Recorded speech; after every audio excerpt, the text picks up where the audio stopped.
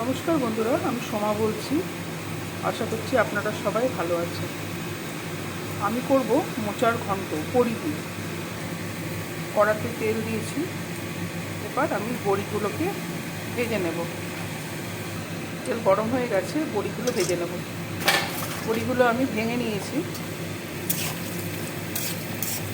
লাল করে ভেজে নেব। বড়িগুলো ভাজা হয়ে গেছে, আমি তুলে নিলাম। ওই তেলে শুকনো লঙ্কা, তেজপাতা, পাঁচফোড়ন দিয়ে দিলাম। আলুগুলো এবার ভাজবো। আলুটা আমি ভাজবো। আর মোচাটাকে আমি আগে কেটে সেদ্ধ করে জল ঝরিয়ে রেখেছি। আলুটা ভাজা হয়ে গেছে। এবার আমি একটা টমেটো কুচি করে দিলাম, লবণ, হলুদ।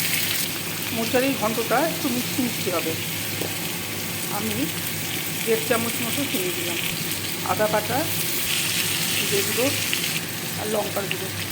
ভাজা বড়িগুলোও দিয়ে দেবো এই সময়।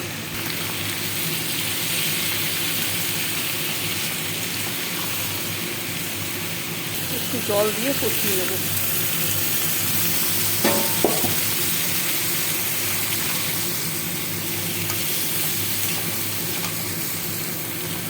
কষানো হয়ে গেছে, এবার আমি সেদ্ধ মোচাটা দিয়ে দিচ্ছি।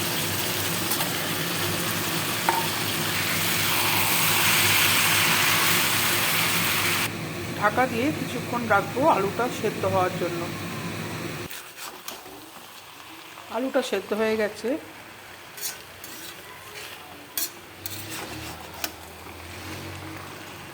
আর একটু শুকনো শুকনো করব। 1 চামচ ঘি দিয়ে দিচ্ছি। ঘি দিয়ে একটু নাড়াচাড়া করে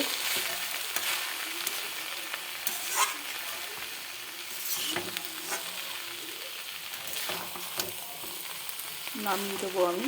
এটা আমার তৈরি হয়ে গেছে। আমার তৈরি হয়ে গেল বড়ি দিয়ে মোচার ঘন্ট। রেসিপিটা কেমন লাগলো আমাকে জানাবেন। ভালো লাগলে আমার সঙ্গে থাকার জন্য আমি আপনাদেরকে অনুরোধ জানাচ্ছি। নমস্কার।